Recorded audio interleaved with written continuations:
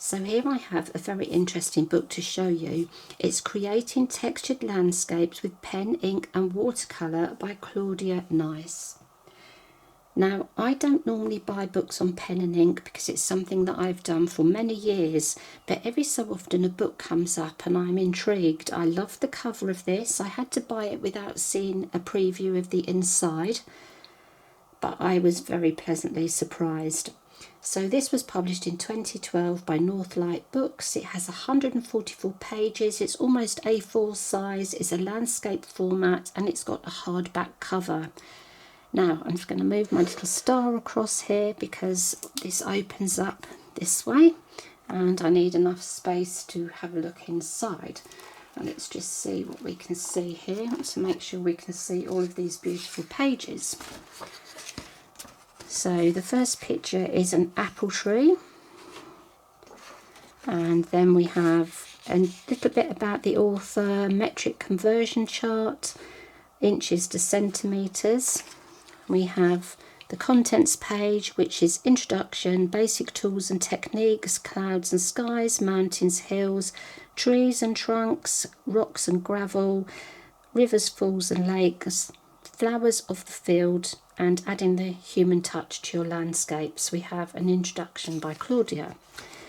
Now, I don't know if all of Claudia's books are set out like this, but at the beginning of each chapter we have a page here like a mini introduction to the chapter, and this is in like a normal typeface.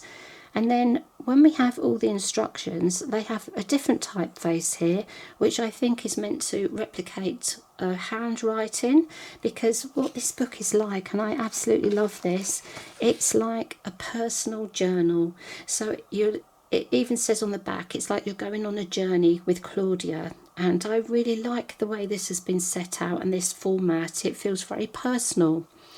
We have lots of information, so we have step-by-step instructions on some things. Then we start the actual section on the textures. Now, if you're new to pen and ink and watercolour, it's very important you do read this carefully, work through it and actually practice. Now, practice on a piece of scrap paper. Don't use your most expensive paper for practicing, but once you've practiced and you've got the hang of the technique, then whatever type of paper you're using for your finished artwork, have a little bit of that and practice the technique on your final paper you're going to use, because things will always look different on different paper. But you don't want to mess up your most expensive paper when you're first learning techniques. It's good to make mistakes on some scrap paper first. Now, there are so many techniques in this book, and they are really explained so well. So I think this is so comprehensive, and you can transfer the skills in this section to whatever type of art that you're creating. Very, very nice. And we move on to clouds and skies. So I will flip through these sections quite quickly. They're full of beautiful paintings and illustrations. We sometimes have photos for reference as well. And then we get to the mountains and hills. Hope I can turn all these pages.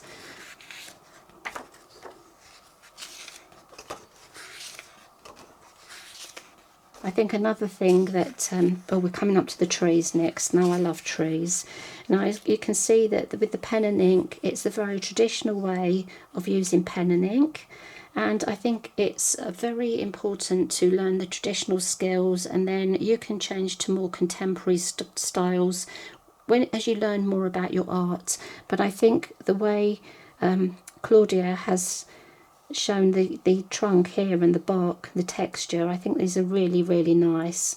And it's good to practice all different types of technique. I started off with this very traditional way of using pen and ink when I first started, and I've changed my style now as years go on. But I think this is so lovely to see all the traditional skills and some more contemporary ones as well. Great little tips here, things you might not have thought of in this book. So this is probably my favourite chapter, the trees.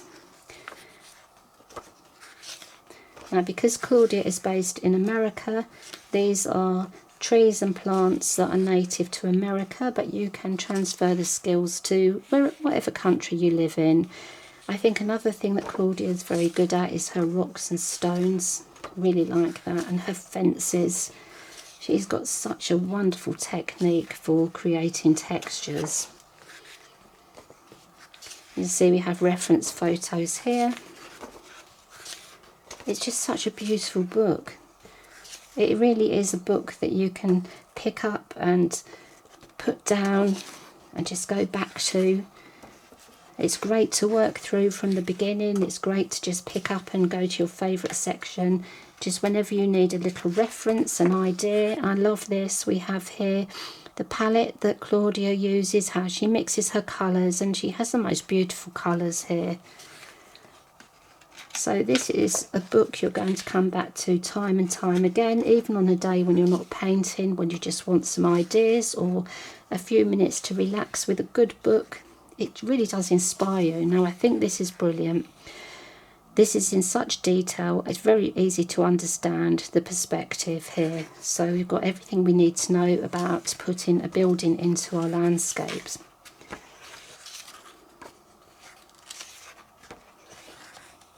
Different lines, fences. I always think that Claudia does wood really nicely as well. And I think, get a page here. We've even got roads in, because obviously that's part of landscapes, different types of road. And then we have the index. And we have here, capture rich textures of nature step by step. And I just think, wow, this is such a lovely book. Really, really nice.